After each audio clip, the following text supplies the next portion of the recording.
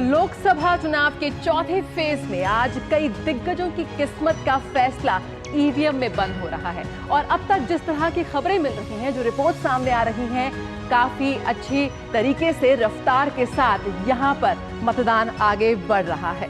नमस्कार, मैं हूं जया सिन्हा, आप सभी का बहुत बहुत स्वागत है मिड डे प्राइम में। और अगले 1 घंटे में हम बात करेंगे देश भर की बड़ी खबरों की, बताएंगे दुनिया भर में कौन कौन सी खबरों पर है सबकी नजर और क्या चल रहा है खेल और अर्थ जगत में, और कुछ बातें और भी जिंदगी से जुड़े संघर्ष की। तो शुरुआत करते हैं सुर्खियों के साथ। देश में लोकसभा के चौथे चरण का मतदान जारी। 10 राज्यों और केंद्र शासित प्रदेश की 96 लोकसभा सीटों पर मतदान के लिए पोलिंग बूथ पर लगी कतारें। सुबह 11 बजे तक लगभग 24.87% मतदान दर्ज। सबसे अधिक बंगाल और सबसे कम जम्मू कश्मीर में वोटिंग। वीआईपी चेहरों ने भी किया मताधिकार का इस्तेमाल।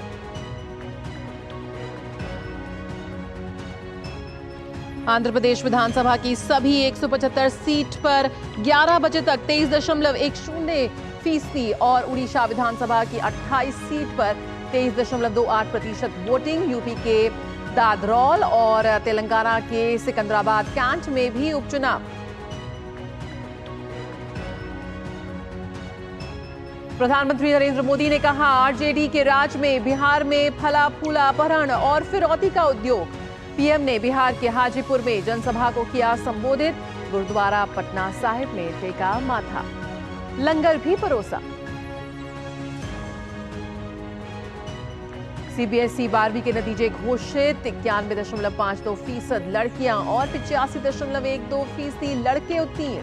लड़कियों का प्रतिशत लड़कों के मुकाबले 6.40% से अधिक।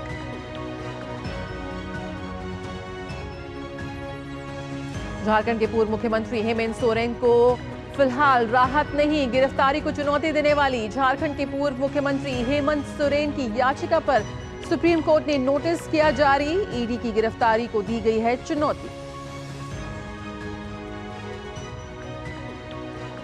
और आईपीएल में आरसीबी की प्लेऑफ में पहुंचने की उम्मीद कायम। आज अहमदाबाद में कोलकाता नाइट राइडर्स से टकराएंगे गुजरात टाइटंस।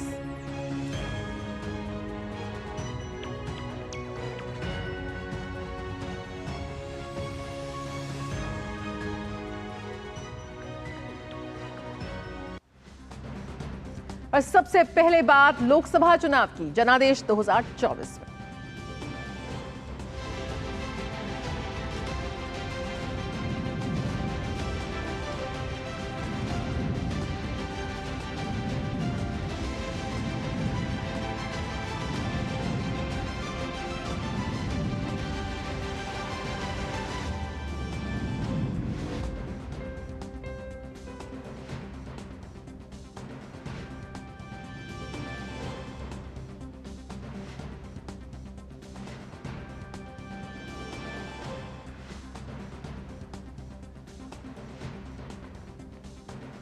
तो चौथे चरण का मतदान इस वक्त जारी है। जी हां, लोकसभा चुनाव के चौथे चरण में आज 9 राज्यों और 1 केंद्र शासित प्रदेश की 96 निर्वाचन क्षेत्रों में वोट डाले जा रहे हैं। इनमें आंध्र प्रदेश की 25 सीटें, तेलंगाना की 17, उत्तर प्रदेश की 13, महाराष्ट्र की 11, मध्य प्रदेश तथा पश्चिम बंगाल की 8-8, बिहार की 5 और झारखंड तथा उड़ीसा की 4-4 सीटें शामिल हैं।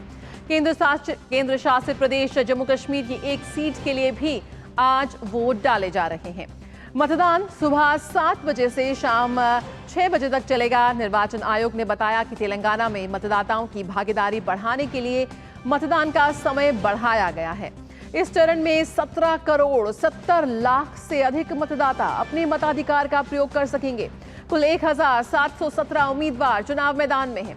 आज ही आंध्र प्रदेश में 175 और उड़ीसा की 28 विधानसभा सीटों के लिए भी मतदान हो रहा है।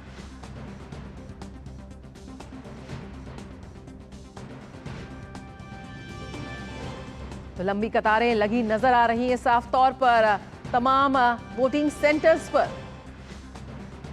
यह है लोकतंत्र का पर्व, जिसमें ज्यादा से ज्यादा लोग इस वक्त अपने मताधिकार का प्रयोग करने के लिए घर से निकले, यही कोशिश है। और आज कहीं ना कहीं जो तमाम एजेंसियों की कोशिशें रही हैं वो इन कतारों में तब्दील होती नजर आ रही हैं। लोकतंत्र के महापर्व में राज्यों के मुख्यमंत्रियों की भागीदारी भी तय हो रही है। आंध्र प्रदेश के मुख्यमंत्री जगन मोहन रेड्डी, झारखंड के मुख्यमंत्री चंभाई सोरेन और मध्य प्रदेश के मुख्यमंत्री मोहन यादव ने उज्जैन के मतदान केंद्र में मतदान किया। तो हर आम खास अपने मताधिकार का प्रयोग करते हुए नजर आ रहे हैं आज, क्योंकि हर एक वोट है बेहद जरूरी।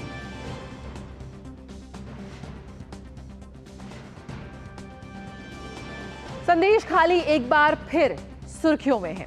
बीजेपी नेता अमित मालवीय ने एक वीडियो जारी किया जिसमें पश्चिम बंगाल की rapid action force, civic police और स्थानीय टीएमसी कार्यकर्ताओं के साथ भाजपा कार्यकर्ताओं के घरों में घुसकर तोड़फोड़ और निजी सामान को नष्ट करते हुए साफ तौर पर नजर आ रही है। बीजेपी नेता ने ममता सरकार पर आरोप लगाया है कि संदेश खाली की महिलाओं द्वारा टीएमसी के स्थानीय गुर्गे दिलीप मलिक के खिलाफ धमकाने का विरोध करने के बाद यह कदम उठाया गया है। मुख्यमंत्री ममता बनर्जी को आड़े हाथों लेते हुए अमित मालवीय ने एक्स पर पोस्ट किया कि मुख्यमंत्री को सत्ता के इस बेशर्म दुरुपयोग को रोकना होगा। मालवीय ने कहा कि इस तरह की धमकी बर्दाश्त नहीं की जा सकती, कानून का शासन कायम रहना चाहिए। अमित मालवीय ने अवैध रूप से गिरफ्तार किए गए कार्यकर्ताओं को रिहा करने की मांग भी की है।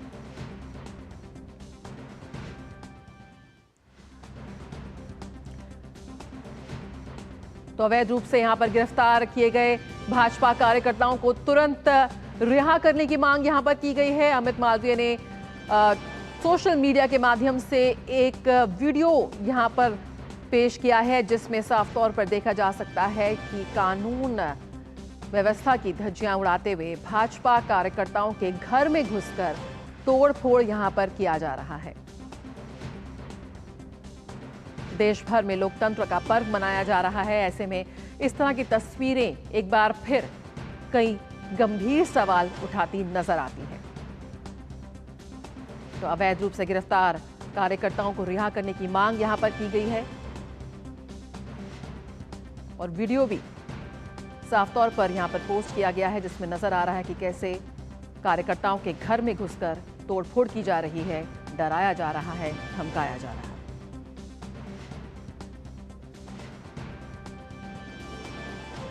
तो किस तरह से इस वक्त देश भर में मतदान चल रहा है, आइए आपको सीधे ग्राउंड जीरो की तस्वीरें दिखाते हैं। हमारे तमाम रिपोर्टर्स, संवाददाता इस वक्त देश के कोने कोने में मौजूद हैं। किस तरह से इस वक्त देश भर में वोटिंग जारी है उसकी एक झलक आपको यहां पर दिखाते हैं। हमारे साथ रमा त्यागी जुड़ चुकी हैं श्रीनगर से, राजेश राज हैं बिहार से, वहीं हमारे साथ उर्मिलेश भट्ट भी जुड़ चुके हैं और निशांत राय भी जुड़ चुके हैं।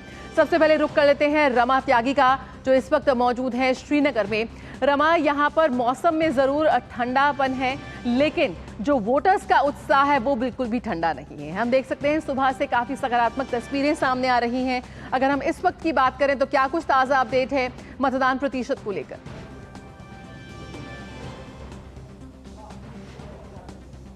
देखिए, इस वक्त पे जो गर्मजोशी सुबह से शुरू हुई थी वो अभी तक कायम है और लगातार जो है अलग अलग जो बूथ्स हैं उनसे बड़ी उत्साहवर्धक खबरें सामने आ रही हैं। उन बूथ से भी जहां पर पहले वोटिंग परसेंटेज बहुत कम हुआ करता था या ना के बराबर हुआ करता था, महिलाएं बड़ी संख्या में आ रही हैं। इस वक्त जहां पर मैं मौजूद हूँ ये एक यहाँ पर पिंक बूथ है और सभी जो महिलाएं हैं वो ही इसे ऑपरेट कर रही हैं। बड़ी संख्या में महिलाएं जो हैं वो घर से निकल कर आ रही हैं। आप देखिए 17 लाख से ज्यादा वोटर हैं और तकरीबन जो 50% है उसमें महिलाएं हैं, तो महिलाओं का वोट यहाँ पर काफी निर्णायक साबित होने वाला है। बड़ी संख्या में जिस तरह से वो निकल कर आई हैं, इसके साथ ही तमाम वर्ग के लोग युवा हैं वो बड़ी संख्या में निकल कर आ रहे हैं। और सबसे बड़ी बात यह है कि उनका ये कहना है कि 370 के बाद जिस तरह से ये पहला एक बड़ा इलेक्शन है वो सही में एक उत्सव की तरह उन्हें लग रहा है और वो उत्सव में अपनी भागीदारी करने आ रहे हैं। एक बड़ी बात ये भी है जया कि सभी को अवेयरनेस है अपने वोटिंग राइट के बारे में, वोट की ताकत क्या होती है, वोट की चोट से वो क्या बदल सकते हैं, वो इस बार उनके जहन में है। कुछ लोग कहते हैं जो यहाँ पर सीनियर सिटीजन है, उनका कहना है कि जागरूकता इस तरह की पहले भी थी, लेकिन पहले जिस तरह का भय का वातावरण हुआ करता था, मतदाता तो क्या कई इलाके ऐसे थे जहां पर जो कैंडिडेट्स थे वो निकलने की हिम्मत नहीं किया करते थे। लेकिन अब जिस तरह से एक स्वतंत्र वातावरण यहाँ पर लोगों को मिला है, जिस तरह से भय मुक्त होकर बिना किसी दबाव के, पहले यहाँ पर थ्रेट कॉल्स हुआ करते थे, पहले यहाँ पर बॉयकॉट कॉल्स हुआ करते थे, पहले यहाँ पर जो आतंकवाद था, अलगाववाद था, वो चुनावों पे बहुत भारी रहा करता था, तो वो उस तरह का सभी डर यहाँ से हट गया है और तभी मुक्त भाव से सब निकल कर आ रहे हैं और बड़ी खुशी उनके मन में अंदर से झलकती है जब वो कहते हैं कि ये मेरा राइट है। और इस तरह से करके वो जो अपना मार्क दिखाते हैं तो वो अपने आप में एक तस्वीर पेश करता है, बिना बताए, शब्दों के बिना ही जो उनकी खुशी है वो जाहिर हो जाती है, जो उनके मन में भावनाएं हैं वो जाहिर हो जाती हैं।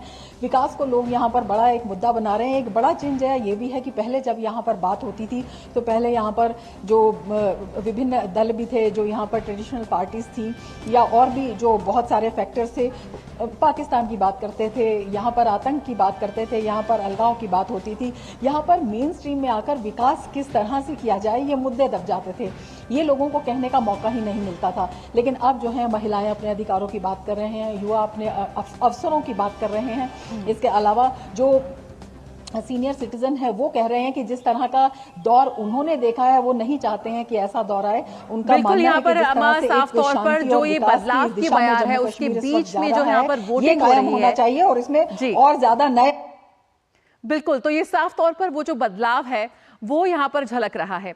राजेश राज का रुख कर लेते हैं। राजेश, यहाँ पर चौथे फेज के चुनाव में बिहार की जो 5 सीटें हैं, सभी सीटों पर है कड़ा मुकाबला। अगर हम इस वक्त की बात करें, सबसे पहले वोटिंग की बात कर लेते हैं कि किस तरह से इस वक्त इस बढ़ते पारे में वोटर्स का जोश नजर आ रहा है। देखिए, वोटर के जोश की अगर बात करें तो शुरुआती दौर में मैं ग्रामीण इलाकों में था, वहां पर हमने लंबी लंबी कतारें देखी और शहरी मतदान केंद्रों पर रुझान थोड़ा कम जरूर दिखाई पड़ रहा था। इसके बावजूद अगर हम बात करें तो लगभग 22% तक का आंकड़ा जो है वो बेगूसराय में, जबकि अगर ओवरऑल बात करें तो तकरीबन 22 से 25% तक का आंकड़ा जो है 5 संसदीय क्षेत्रों में देखने को मिला है। मैं गांव में था सुबह, अब मैं शहर में आ गया हूं और ये रामधारी सिंह दिनकर की ये जन्मभूमि है बेगूसराय और बिहार केसरी श्री कृष्ण सिंह की ये कर्मभूमि है। और यहाँ पर जो आयुर्वेदिक कॉलेज है इसको एक मॉडल बूथ के रूप में चिन्हित किया गया है और आप हमारे पीछे ये नज़ारा देख सकते हैं कि किस तरीके का यहाँ पर विहंगम दृश्य जो है वो दिखाया गया है। देखिए, राउंड टेबल जो है वो लगाए गए हैं, सोफे लगाए गए हैं, जो लोग मताधिकार के प्रयोग के लिए पहुंच रहे हैं। चूंकि चिलचिलाती धूप है, भारी गर्मी है और इस गर्मी के बीच में लोग मतदान केंद्रों तक आ रहे हैं। इनके लिए पंखा, कूलर और तमाम तरह की जो सुविधाएं हैं वो जो है वो इस बूथ पर लगाए गए हैं, जो सेल्फी पॉइंट भी है, जो एक अद्भुत विहंगम दृश्य पैदा कर रहा है। और आप देखिए यहाँ पर कि ढेर सारे लोग जो मताधिकार के प्रयोग के लिए आए यहाँ पर पहुंचे, उन लोगों ने यहाँ पर आकर के वोटिंग की, बच्चे आए वो भी टेबल कुर्सी पे बैठे हुए हैं और कुछ जो अभिभावक हैं वो भी यहाँ बैठकर आराम से अपने बारी की प्रतीक्षा कर रहे हैं। कैसा इंतजाम लग रहा है सर जिला प्रशासन के द्वारा? अच्छा इंतजाम है। आयोग की सराहना की। बेगूसराय जिला प्रशासन ने बेहतर व्यवस्था की है और चुनाव आयोग और एनडीए के लोगों ने और अन्य दलों के लोगों ने भी मतदान के प्रतिशत बढ़ाने का जो प्रयास किया है उस दिशा में भी मुझे सकारात्मक रुझान दिखने को मिल रहा है। देखिए, ये कह रहे हैं कि जो मतदान का प्रतिशत है उसको बढ़ाने के लिए तमाम सियासी दलों ने खूब जमकर प्रचार किया है कि लोग घरों से बाहर निकलें, मताधिकार का प्रयोग करें और कहीं ना कहीं जो तमाम तरह की जो सुविधाएं मतदान केंद्रों पर दिखाई पड़ रही है उसका प्रयोग करें। मैंने भी देखिए जया, मैंने भी अपने मताधिकार का प्रयोग किया है और मैं लोगों से देश के सबसे बड़े टेलीविजन नेटवर्क दूरदर्शन न्यूज के माध्यम से यह अपील करता हूं कि जो लोग घरों में बैठे हैं वो घरों से बाहर निकले और जमहूरियत के जश्न में शामिल हों, अपने मताधिकार का प्रयोग करें, क्योंकि यह लोकतंत्र का महापर्व है। आपकी एक वोट की ताकत आपको एक अच्छा सांसद चुनने का मौका देती है, अपने क्षेत्र के विकास के लिए आपको कहीं ना कहीं एक जज्बा, जुनून जो है आपके अंदर पैदा करती है। बिल्कुल, यहाँ पर जो ये स्याही से रंगी एक उंगली है वो काफ़ी मजबूत संदेश यहाँ पर देती नजर आ रही है। और जो तमाम लोग अपने घरों में बैठे हैं, तो निकलिए अपने घर से। अगर आज आपके इलाके में वोटिंग हो रही है तो इन तस्वीरों से ज़रूर ये तस्वीर उन्हें उत्साहित करेंगी। और युग कर लेते हैं उर्मिलेश भट्ट का, जो इस वक्त तेलंगाना में मौजूद हैं। उर्मिलेश, हैदराबाद में आप इस वक्त मौजूद हैं और हैदराबाद सीट पर तो पूरी देश की निगाहें इस वक्त टिकी हुई हैं। काफ़ी कड़ा मुकाबला है आज जो चौथे फेज में। कई ऐसी सीट्स हैं जिस पर कांटे की टक्कर है, लेकिन इस टक्कर को और रोचक बनाएंगी वो लंबी लंबी कतारें जो नजर आएंगी वोटिंग बूथ्स के बाहर। सबसे पहले इस वक्त का अपडेट क्या कुछ है वोटर्स का, किस तरह से वोटर्स की संख्या इस वक्त बढ़ती नजर आ रही है? जी जया, बिल्कुल। तेलंगाना जो है 96 सीटों पे चुनाव हो रहा है, मतदान हो रहा है लोकसभा के लिए। उनमें से जो है 17 सीटें तेलंगाना से आती हैं और इन 17 सीटों पर सुबह 7 बजे से मतदान शुरू हो गया था। और जब हम सुबह 7 बजे हमारी टीम जो है मतदान बूथ पर पहुंची तो हमने देखा कि उस समय एक लंबी लाइन लगी हुई थी और उस लाइन में लोग जो है प्रतीक्षा कर रहे थे। यहाँ पर जो है सुबह 7 बजे से लेकर के 6 बजे तक मतदान होना है, लेकिन कुछ ऐसे जिले हैं जिनमें 4 बजे तक ही मतदान होगा। लेकिन उसके बावजूद यहाँ पर लोगों में काफी उत्साह था। हर वर्ग, हर आयु के लोग जो है मतदान को लेकर के काफी उत्साहित नजर आए जया। और जिस बूथ पर मैं हूँ, ये बूथ एक मॉडल बूथ है। यहाँ पर जैसे कि हमारे सहयोगी राजेश राज बता रहे थे कि यहाँ पर भी पीने की पानी की व्यवस्था है। दिव्यांग और वृद्धजनों के लिए यहाँ पर जो है व्हील चेयर रखी गई है। उसके अलावा यहाँ पर बैठने के लिए चेयर्स हैं और तमाम लोग बड़े आराम से अपनी बारी का इंतजार कर रहे हैं। देखिए जया कि यहाँ पर मेरे साथ फर्स्ट टाइम एक वोटर है, काफी उत्साहित थे। ये पहली बार इन्होंने वोट दिया है। किन मुद्दों को लेकर वोट दिया है, क्या इनकी जहन में थे जब ये मतदान करने गए, अपने मताधिकार का इन्होंने प्रयोग किया, इनसे पूछते हैं। आपने पहली बार वोट दिया है? जी हाँ। तो पहली बार वोट देने के साथ जब आप वोट देने जा रहे थे, आपके जहन में क्या सवाल थे, आप क्या सोच के वोट दे रहे थे? मेरे सवाल में ऐसा था कि जैसे हमारे प्रधानमंत्री बहुत अच्छे होंगे और हमारे देश को आगे लेके जाए और हमारे इकोनॉमी को, हमारे गर्ल सेफ्टी, एजुकेशन वो पूरे आगे लेके जाए। तो ये देखिए, नए जो मतदाता है उनके अपने सवाल थे जब वो जो है मतदान करने गए। लेकिन जया अगर बात की जाए पूरी तेलंगाना में तो यहाँ पर लोगों में काफ़ी उत्साह है। 525 यहाँ पर उम्मीदवार हैं, 3 करोड़ 94 लाख के आसपास यहाँ पे मतदाता हैं। उसके अलावा अगर बात की जाए तो 525 जो उम्मीदवार हैं, उन उम्मीदवारों के बीच में 6 महिलाएं जो है जो इस दंगल में खड़ी हैं। ये कहा जा सकता है कि सबसे अगर ज़्यादा प्रत्याशी किसी सीट पर है तो वो सीट है सिकंदराबाद की सीट, जिससे कि काफ़ी हॉट सीट है, जिसमें कि भारतीय जनता पार्टी के प्रदेश अध्यक्ष और केंद्रीय मंत्री जी किशन रेड्डी हैं। और सबसे कम उम्मीदवार जो है 12 उम्मीदवार आदिलाबाद की सीट पे है, वो रिजर्व सीट है। ऐसे में जो है कई ऐसे जो है चेहरे हैं जिनकी साख दांव पर लगी है। तब चाहे वो हैदराबाद की सीट हो, सिकंदराबाद की सीट हो या फिर वारंगल की सीट हो, इसके अलावा जो है आपका जो है निजामाबाद की सीट हो, ऐसे कई सीटें हैं जिन बिल्कुल। तो ऐसी कई हॉट सीट है जिन पर सभी की निगाहें हैं। चुनावी समीकरण पर भी आपसे बात करेंगे। और उर्मिलेश, यहाँ पर विजयवाड़ा का रुख कर लेते हैं। विजयवाड़ा आंध्र प्रदेश से हमारे संवाददाता निशांत राय इस वक्त मौजूद हैं। निशांत, आपसे जानना चाहेंगे, विजयवाड़ा पे भी सबकी नजर है। 2 भाइयों की लड़ाई कहें या फिर 2 राजनीतिक दलों के वर्चस्व की लड़ाई की बात करें, लेकिन सबसे पहले वोटर्स की बात कर लेते हैं, जनता जनार्दन की बात कर लेते हैं कि किस तरह से आज जनता जनार्दन अपने घरों से निकलकर इन दिग्गजों की किस्मत का फैसला करने में जुटी है। क्या कुछ कह रहे हैं वोट परसेंटेज इस वक्त का? देखिए, अभी तक 1 बजे का जो वोट परसेंटेज है वो आधिकारिक तौर पर निकलकर सामने नहीं आया है। 11 बजे की अगर बात करें तब तक का वोट परसेंटेज जो है वो 23% से ज्यादा था। आंध्र प्रदेश के पिछले वोट परसेंटेज की बात करें तो 80% के लगभग आंध्र प्रदेश ने पिछली बार वोट डाला था।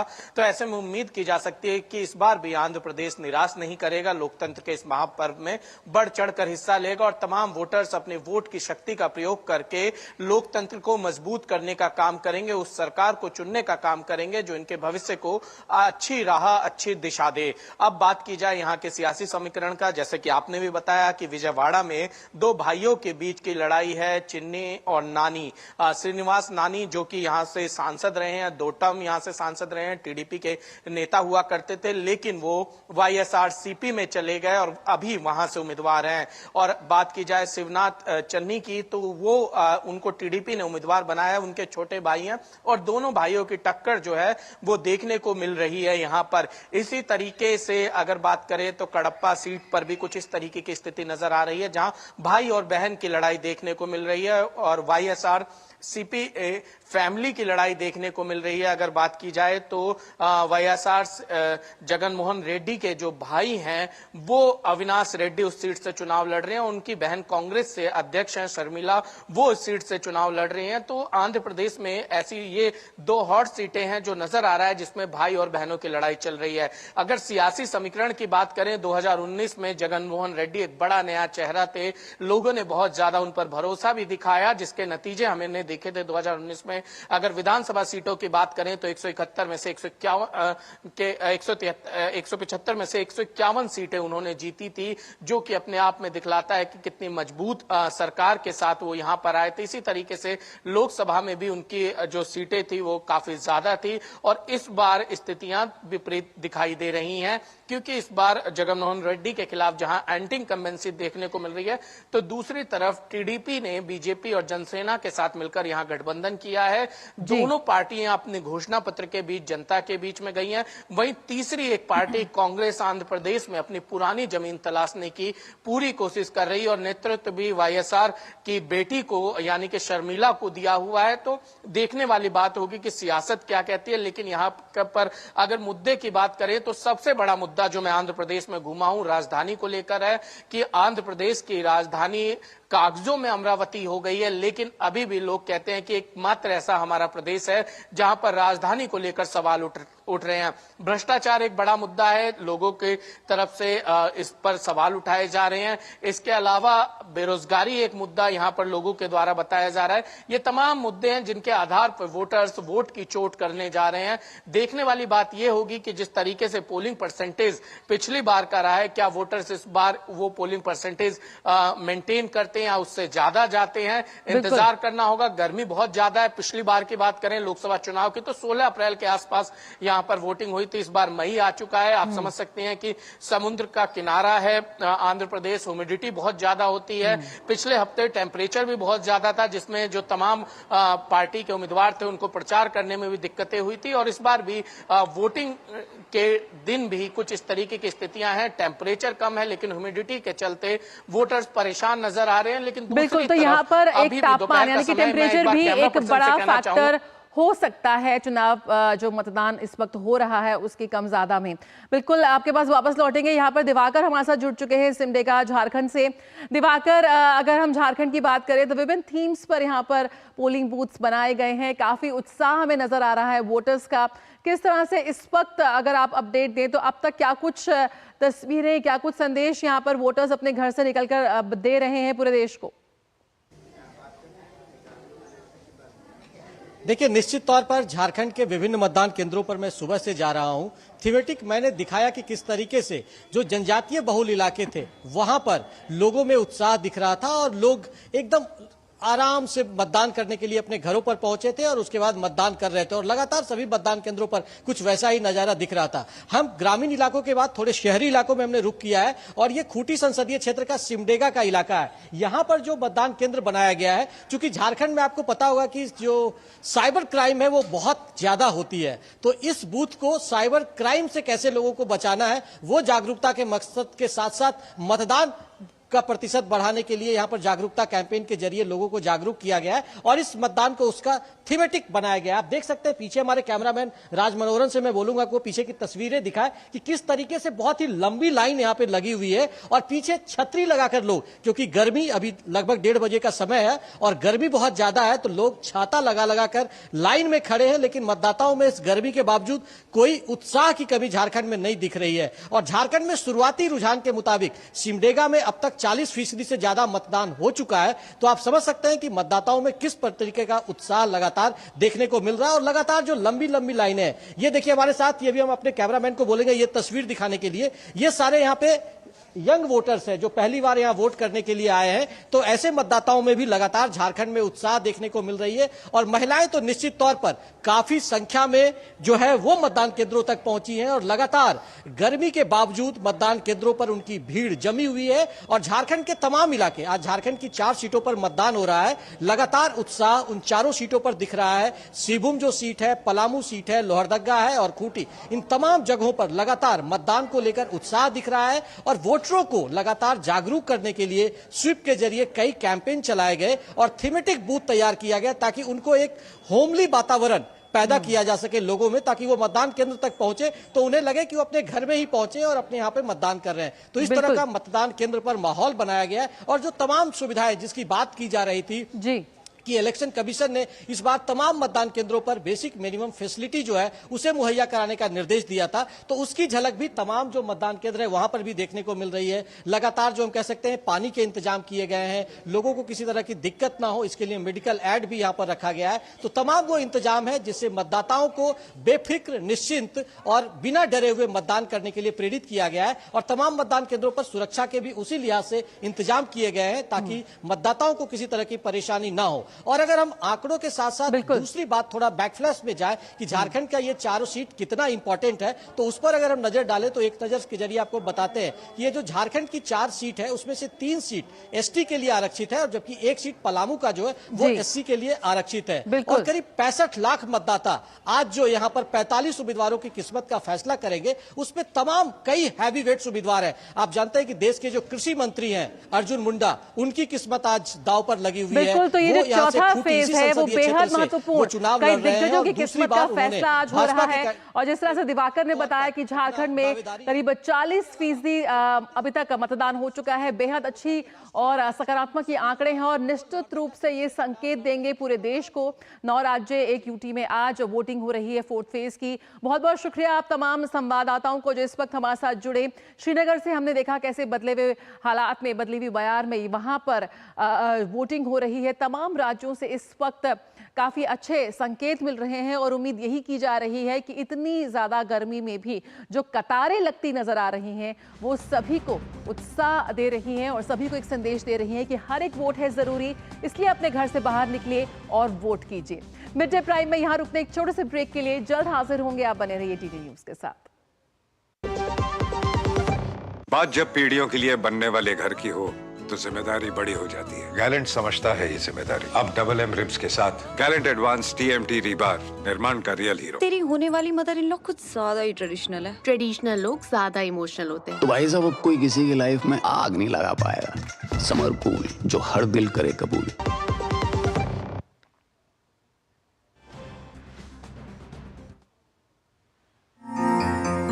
आप लोग तो वोट के अधिकार के साथ ही पैदा हुए। आपके पास वोटिंग के अधिकार होने के बाद भी आप वोट नहीं करते हैं। हम लोगों को तो वोटिंग के लिए वोटिंग कार्ड ही नहीं थे बिफोर नालसा जजमेंट 2014 के पहला। तब जब मैंने पहली बार वोट किया तो मुझे बहुत खुशी हुई कि मैंने मेरे अपनी पहचान के साथ में वोट किया है एज अ ट्रांसजेंडर। वोट करना बहुत ज़रूरी है, जिससे हमारे देश की प्रगति होगी, उन्नति होगी।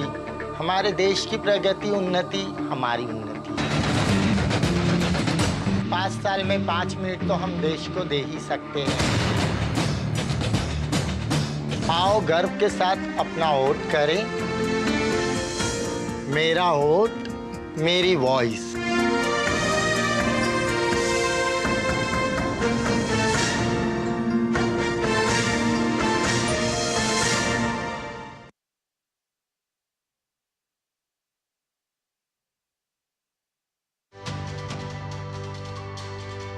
नए कानून लोगों की भलाई पर जोर देते हैं, लेकिन जानकारी की कमी के चलते नए कानून को लेकर कई तरह की भ्रांतियां, सवाल और शंकाएं हैं। तो चलिए आज बात करते हैं नए कानूनों को लेकर फैलाए जा रहे मिथक और सच्चाई की।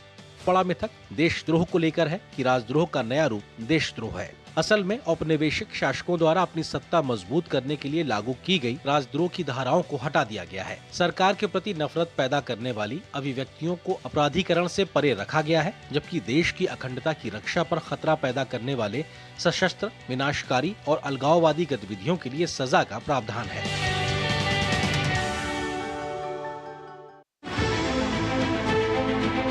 सियासी बिसात पर राजनीति का गुणाभार, गठबंधन की सियासत, बदलते रिश्ते, नेताओं की बयानबाजी। देखिए 24 की चुनौती दिन भर सिर्फ डीडी न्यूज पर।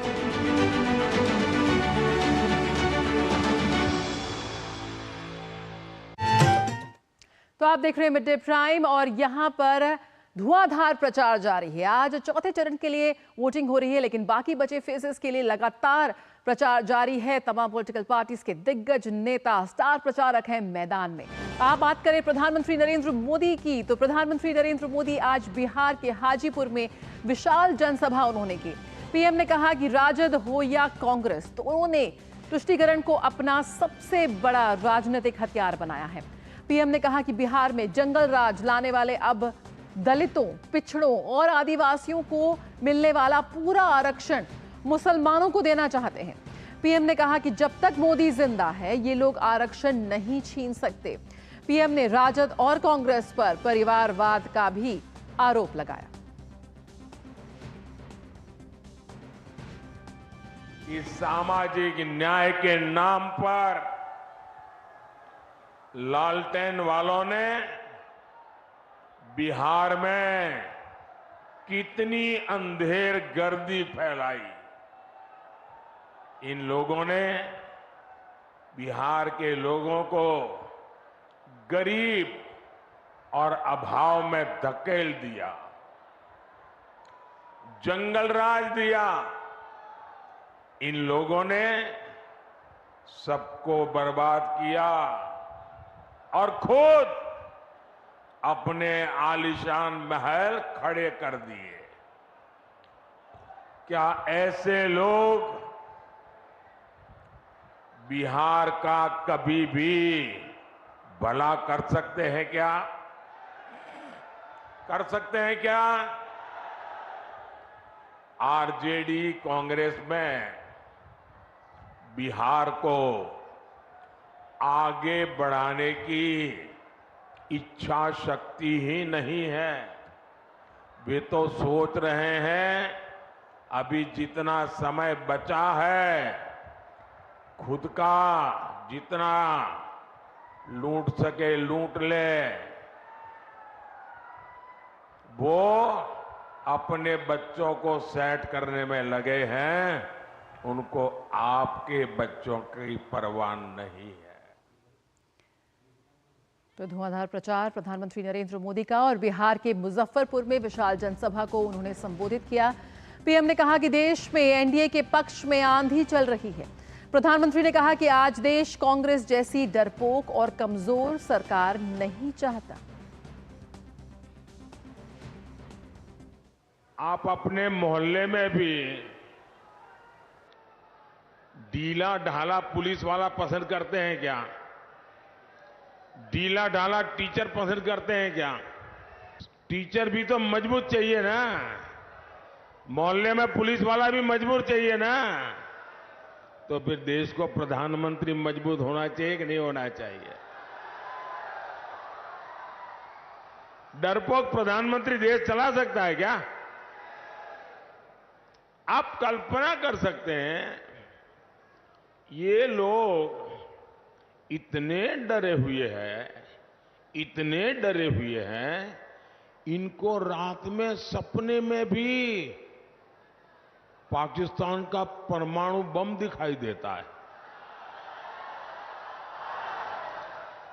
अब ऐसी पार्टियां, ऐसे नेता जिनको रात में भी सोते सोते पाकिस्तान का परमाणु बम दिखाई दे, क्या इनको देश दे सकते हैं क्या? ऐसे लोगों को देश दे सकते हैं क्या? ये कांग्रेस के नेताओं के, इंडी गठबंधन के नेताओं के कैसे कैसे बयान आ रहे हैं। कहते हैं कि पाकिस्तान ने चूड़ियां नहीं पहनी है। अरे भाई पहना देंगे। अब उनको आटा भी चाहिए, उनके पास बिजली भी नहीं है। अबे हमें मालूम नहीं है कि उनके पास चूड़ियां भी नहीं है। और प्रधानमंत्री नरेंद्र मोदी ने आज गुरुद्वारा तख्त श्री पटना साहिब जी में माथा टेका। पीएम वहां अरदास में शामिल हुए और कीर्तन भी सुना। पीएम ने श्री गुरु गोविंद सिंह जी द्वारा इस्तेमाल किए गए दुर्लभ शस्त्रों के भी दर्शन किए। प्रधानमंत्री ने लंगर रसोई पहुंचकर वहां सेवा की। पीएम ने गुरुद्वारे में मौजूद संगत को लंगर भी परोसा।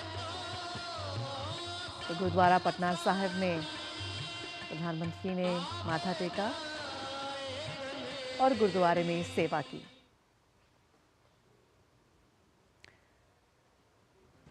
वहां की लंगर रसोई में भी वो गए और वहां आए श्रद्धालुओं को उन्होंने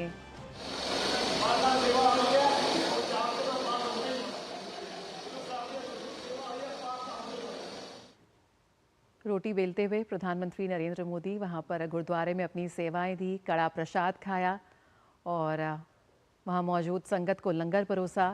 प्रधानमंत्री को गुरुद्वारा समिति द्वारा सम्मान पत्र और सिख बीवियों द्वारा माता गुजरी जी का चित्र भेंट किया गया। गुरुद्वारे में माथा टेकने के बाद पीएम ने सोशल मीडिया प्लेटफॉर्म एक्स पर लिखा कि इस पवित्र स्थान की दिव्यता, शांति और समृद्ध इतिहास का अनुभव करके वास्तव में धन्य महसूस हुआ। इस गुरुद्वारे का श्री गुरु गोविंद सिंह जी से गहरा संबंध है। हमारी सरकार को उनके 350वें प्रकाश उत्सव को भव्य तरीके से मनाने का सम्मान प्राप्त हुआ। पीएम ने कामना की कि सिख गुरुओं की शिक्षाएं सभी का मार्गदर्शन करती रहें। पीएम ने लिखा कि सिख धर्म समानता, न्याय और करुणा के सिद्धांतों पर आधारित है। सिख धर्म का केंद्र बिंदु सेवा है। आज सुबह पटना में मुझे भी सेवा में शामिल होने का सौभाग्य प्राप्त हुआ। ये बहुत ही सुखद और विशेष अनुभव था।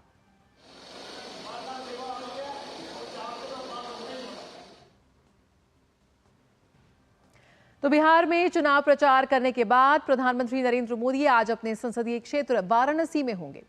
वाराणसी से मौजूदा सांसद नरेंद्र मोदी लगातार तीसरी बार काशी से ही चुनाव लड़ रहे हैं। यहां नामांकन पत्र दाखिल करने से पहले पीएम आज काशी में लोगों से मुलाकात करने के लिए रोड शो पर निकलेंगे।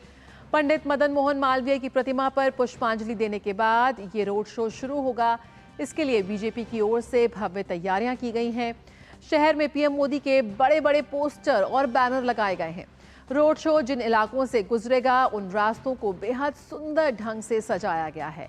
इसमें बीएचयू गेट स्थित मालवीय की प्रतिमा और गोदालिया चौराहा प्रमुख हैं। पीएम के रोड शो में बीजेपी के सभी बड़े नेता मौजूद होंगे।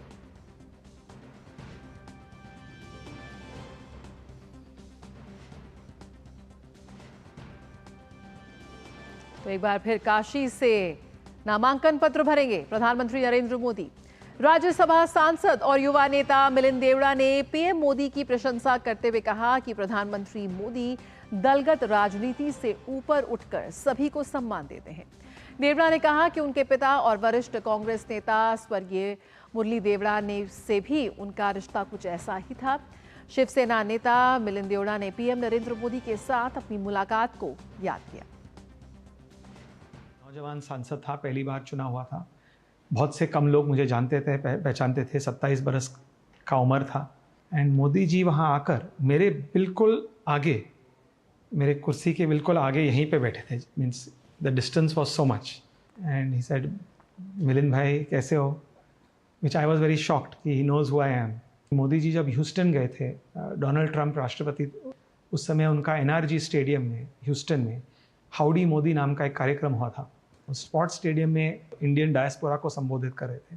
उस समय मोदी जी का एक ट्वीट था, जिस ट्वीट के माध्यम से उन्होंने कहा कि मुझे मेरे मित्र मुरली देवरा जी का बहुत याद आ रहा है कि मुरली भाई ने भारत और अमेरिका के बीच जो रिश्ते हैं उन रिश्तों को अधिक मजबूत बनाने के लिए उन्होंने बहुत कुछ किया और he must be very proud today. Hindi heartland में कांग्रेस ने लंबे समय तक राज किया, लेकिन कभी विकास नहीं किया। ये बात प्रधानमंत्री नरेंद्र मोदी ने एक हिंदी दैनिक को दिए इंटरव्यू में कही है। प्रधानमंत्री ने कहा कि पिछले 2 चुनाव में भाजपा ने हिंदी हार्टलैंड में अच्छी जीत हासिल की और इसका एकमात्र कारण विकास है। भाजपा ही है जिसने इस इलाके का सर्वांगीण विकास किया है। प्रधानमंत्री ने कहा कि जिन्हें बीमारू राज्य कहा जाता था, आज वो विकास के मॉडल बनकर उभर रहे हैं। प्रधानमंत्री ने कांग्रेस पर हमला करते हुए कहा कि ये पार्टी केवल तुष्टीकरण की राजनीति करती है, इसके बिना उनकी राजनीति नहीं चल सकती। प्रधानमंत्री ने कहा कि अपने वोट बैंक को खुश करने के लिए वो राम मंदिर से दूरी बनाए हुए हैं। इंटरव्यू में प्रधानमंत्री नरेंद्र मोदी ने दावा किया कि तीसरी पारी में भारत दुनिया की तीसरी आर्थिक शक्ति बनेगा। साथ ही प्रधानमंत्री ने कहा कि जनता को भाजपा सरकार का काम करने का तरीका पसंद है। यही वजह है कि जनता बार बार मौका दे रही है।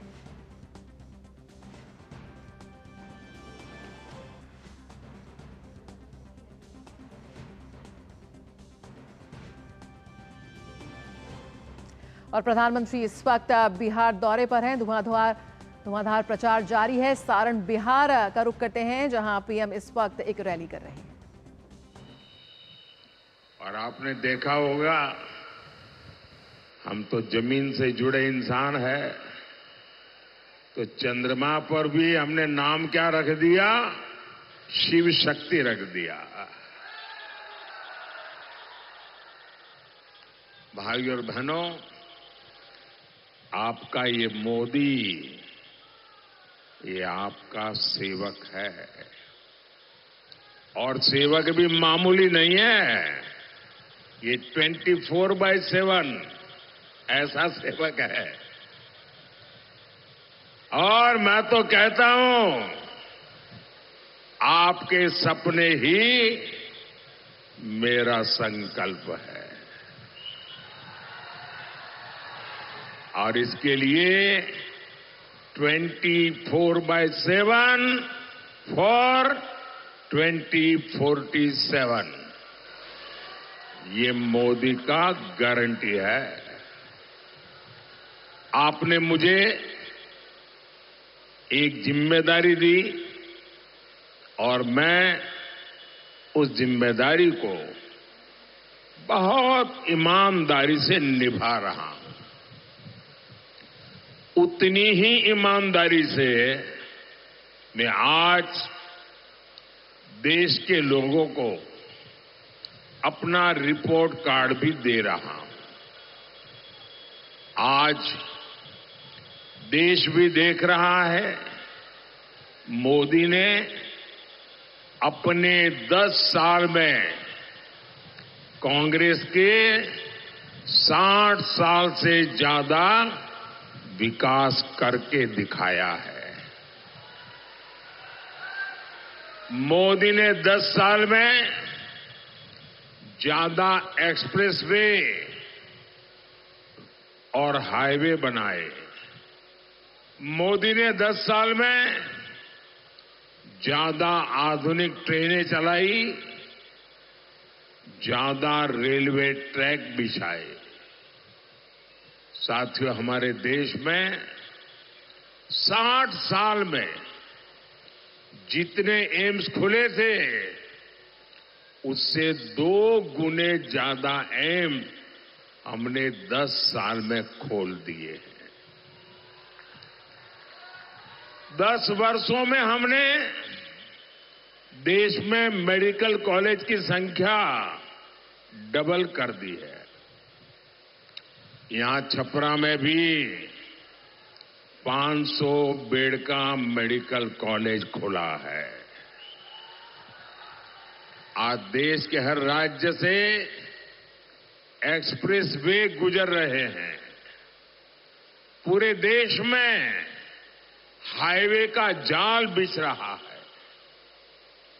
आप मुझे बताइए, ये आरजेडी का, कांग्रेस का ये एनडीए के जो विकास है उसके सामने कोई मुकाबला है क्या? कोई मुकाबला है क्या? ये जनता को बुड़बक समझ है,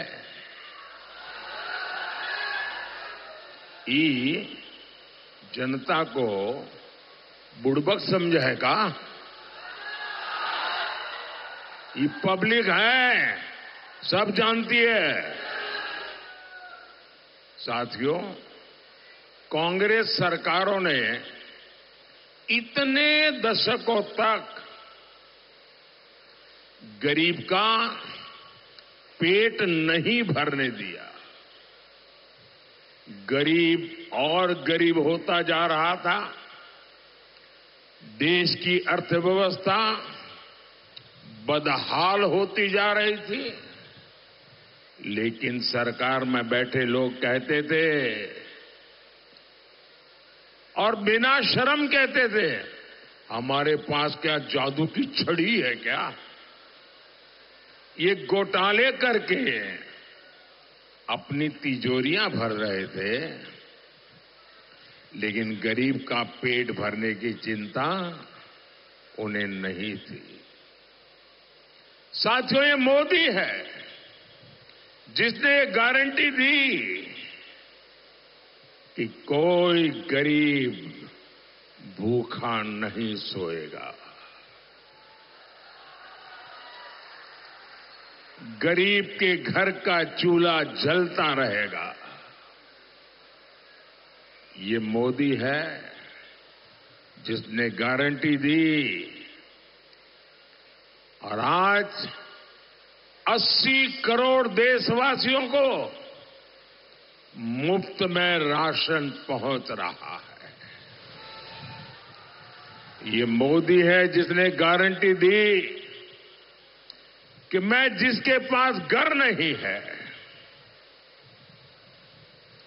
जो झुग्गी झोपड़ी कच्चे मकान में जिंदगी गुजारता है, जो गर्मी में, बारिश में, ठंड में परेशानी से जीता है, मोदी चैन से नहीं बैठ सकता। इसलिए मोदी ने तय किया, मैं गरीबों के लिए पक्के घर बनाऊंगा। 4 करोड़ पक्के घर बना के गरीबों को दे दिए। अच्छा, मेरा एक काम करेंगे आप लोग, मेरा एक काम करेंगे, सबके सब जरा हाथ ऊपर करके बताएं तो मैं बताऊं काम। मेरा एक काम करेंगे, पक्का करेंगे।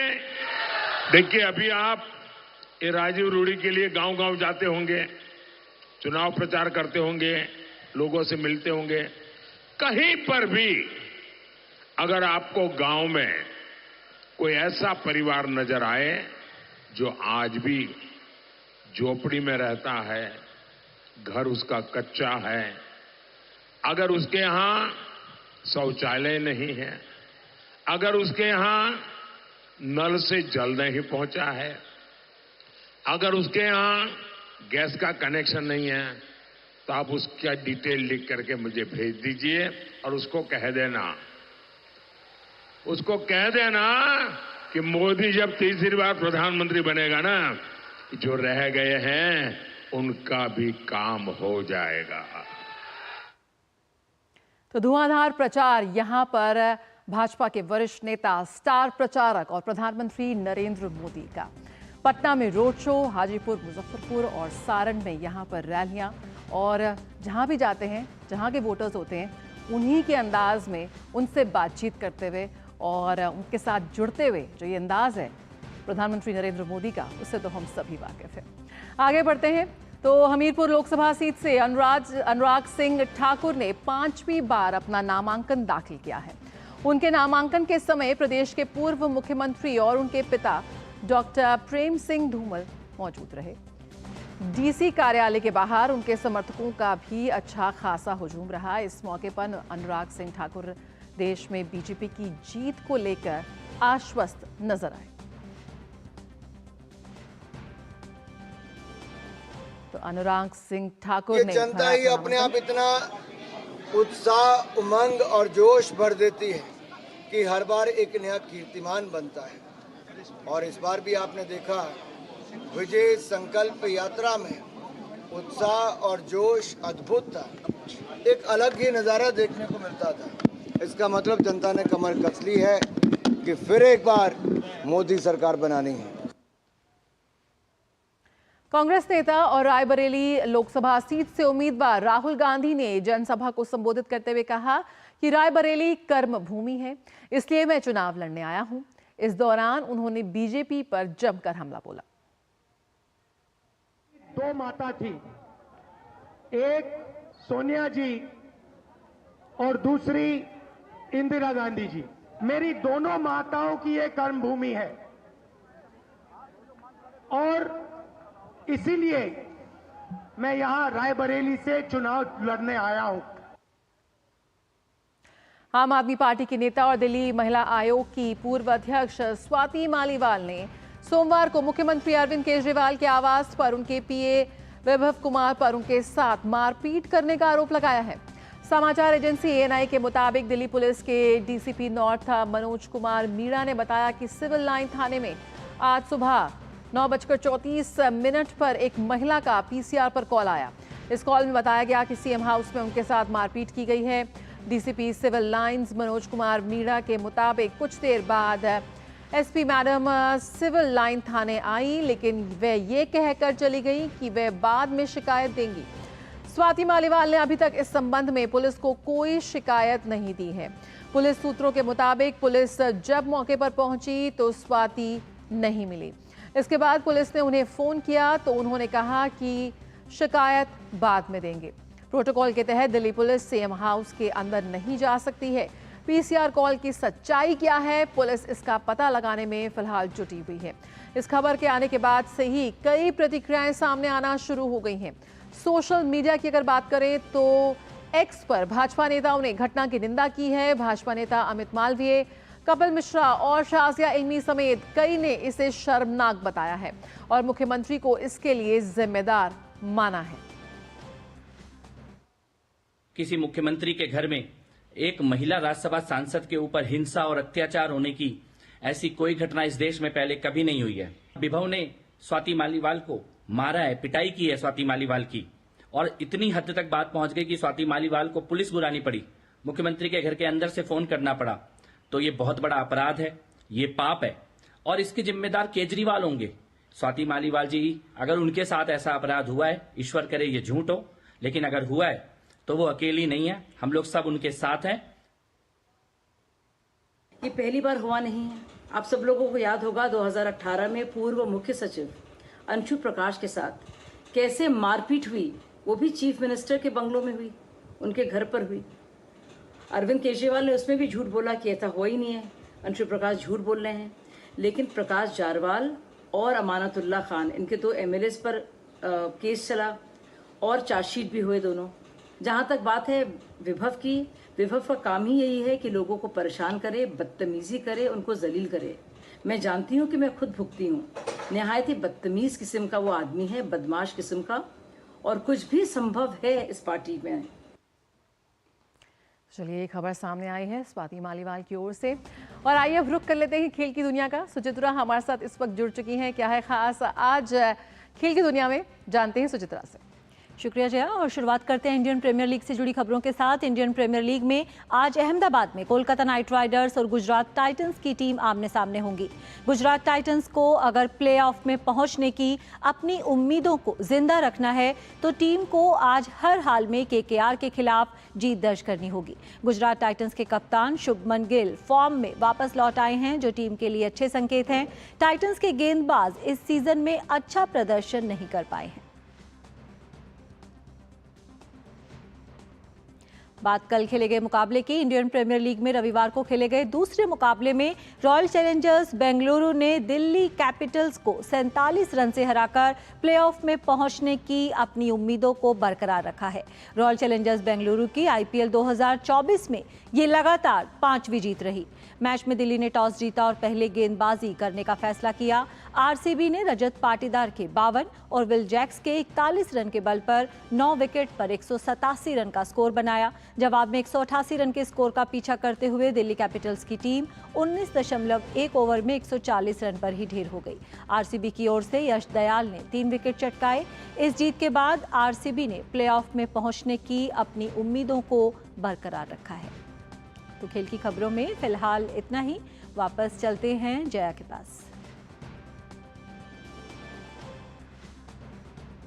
बहुत बहुत शुक्रिया सुचित्रा, इन खेल की खबरों को हम तक पहुंचाने के लिए। तो आईपीएल में लगातार रोमांचक मैच इस वक्त जारी हैं। मिड डे प्राइम में फिलहाल इतना ही। खबरों का सिलसिला जारी रहेगा। आप बने रहिए डीडी न्यूज के साथ। फिलहाल मुझे दीजिए इजाजत। नमस्कार।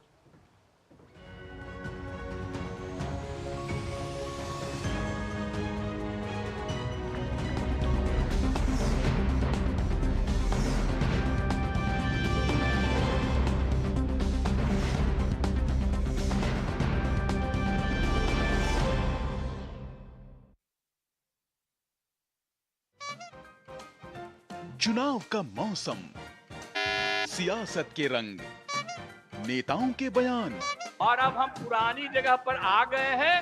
अब सब दिन के लिए हम आ गए हैं, अब चिंता मत करिए। ये तो चचा भतीजे का नूरा कुश्ती हमेशा चलता आ रहा है। आज हम